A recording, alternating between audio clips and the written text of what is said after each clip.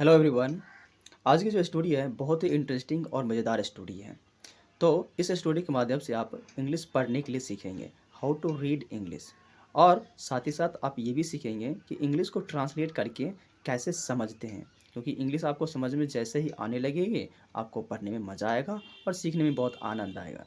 तो चलिए सबसे पहले इस स्टोरी का शीर्षक देख लेते हैं। तो इसका शीर्षक है द ग्रेटफुल ईगल। द का तो आप जानते ही हैं, ये आर्टिकल्स है। और ग्रेटफुल का अर्थ होता है आभारी। ईगल का अर्थ होता है गरुड़, यानी एक पक्षी है जो कि आभारी है। तो इसका शीर्षक हो गया है आभारी गरुड़। तो थैंकफुल है किस चीज़ के लिए, तो चलिए स्टोरी के माध्यम से जानते हैं और सीखते भी हैं। Once a peasant saw an eagle. एक बार एक किसान ने एक ईगल को देखा। कॉट फंसा हुआ, इन अ ट्रैप। ट्रैप का अर्थ होता है जाल, जाल में फंसा हुआ देखा। द काइंड पिजेंट, पिजेंट बहुत ही दयालु है। The kind peasant set it free, उसने तय किया। सेट का अर्थ होता है तय किया, उसने तय किया इट फ्री कि इस ईगल को हम आज़ाद कर देंगे, इस ये जो जाल में फंसा हुआ है हम इसे उड़ा देंगे। बिफोर फ्लाइंग अबे, उसने किसान ने क्या किया, उस गरुड़ को जाल से छुड़ा करके उड़ा दिया। उड़ने से पहले, उड़ने से पहले अबे का अर्थ होता है दूर, उड़ करके दूर जाने से पहले, ठीक है। द ईगल थैंक्ड, ईगल ने धन्यवाद कहा। द पिजेंट, किसे, पिजेंट से। एंड सैड, और ये भी कहा, I will be of help to you some day. Eagle ने और क्या कहा, तो ईगल ने कहा कि मैं भी, सम डे करता है किसी दिन, मैं भी आपकी मदद करूँगा किसी दिन। वन डे, एक दिन। The eagle saw the peasant, एक दिन। वन डे, एक दिन। द ईगल, ईगल देखता है, देखा। Saw the peasant resting by a wall. Resting का होता है आराम करते हुए, आराम कर रहे थे कौन, पिजेंट। बाय अ वॉल, इसका मतलब है, वॉल का मतलब दीवार, दीवार के बगल में, दीवार के बगल में। The wall was weak and was on the verge of falling. इस पूरा का अर्थ क्या होता है, इस पूरा का अर्थ होता है गिरने के कगार पे। इसका अर्थ होता है कगार पे, फॉलिंग का अर्थ होता है गिरने के कगार पे।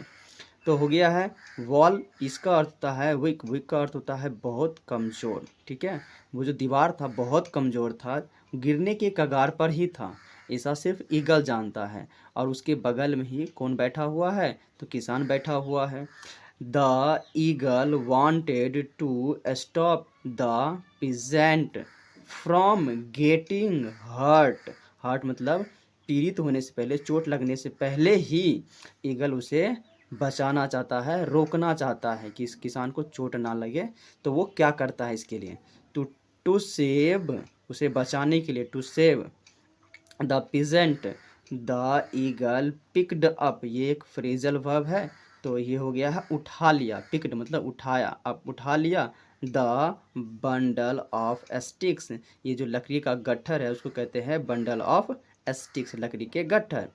कैप्ट नियर द पिजेंट, ये जो किसान है, किसान के जस्ट बगल में ही, जहाँ पे किसान बैठा हुआ था उसके नज़दीक में ही क्या रखा हुआ था, रखा हुआ था द बंडल ऑफ स्टिक्स। और उसी को उठा करके ये उड़ गया। द पिजेंट यानी किसान, रैन दौड़ पड़ा, बिहाइंड किसके पीछे, बिहाइंड मतलब पीछे, द ईगल, ईगल के पीछे।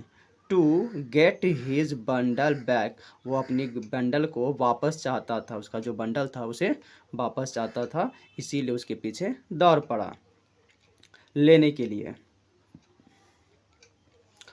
The eagle dropped the bundle on the ground, जो ईगल है उसने क्या किया, ड्रॉप्ड कर दिया यानी गिरा दिया, किस चीज़ को, बंडल को। ऑन ज़मीन पर, इसका अर्थ क्या होता है पर, ऑन द ग्राउंड ज़मीन पर गिरा दिया। अ फ्यू यार्ड्स यानी कुछ ही दूरी पर, थोड़े दूर पर, इसका होता है थोड़े दूर पर।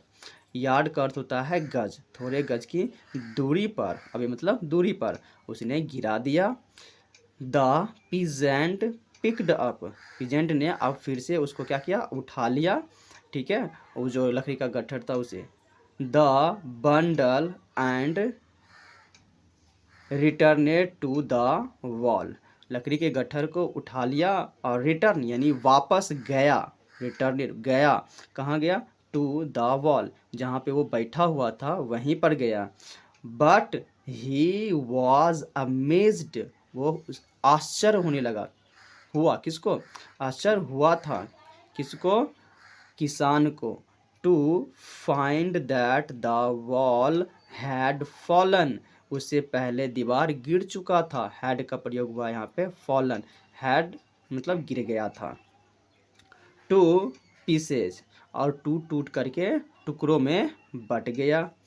द पीजेंट रियलाइज्ड, उस किसान को महसूस हुआ, रियलाइज मीन्स महसूस हुआ, दैट कि द ईगल हैड सेव्ड, बचाया था, हैड सेव मतलब बचाया था, हिम उसे, ही रिकॉग्नाइज्ड, वो पहचान गया, the eagle immediately as the one whom he had set free, जिसे उसने फ्री किया था, ये वही ईगल है, ये वही ईगल है जिसे उसने फ्री कर दिया था, यानी आज़ाद कर दिया था, ये वही ईगल है, ऐसा किसान ने उसे पहचान लिया।